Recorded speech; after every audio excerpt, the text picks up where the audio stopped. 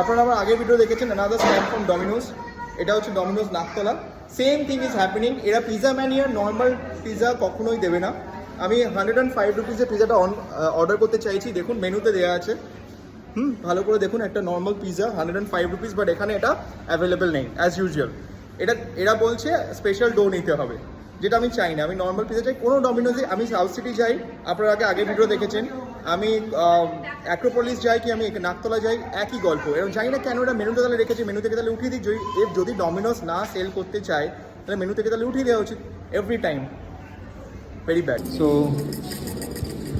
একটু কথা হওয়ার পরে ফাইনালি আমি পিজা বানিয়ে পেয়ে গেছি। ফাইনালি বলার পরে ডমিনোস থেকে দেওয়া হলো pizza, but this is very bad.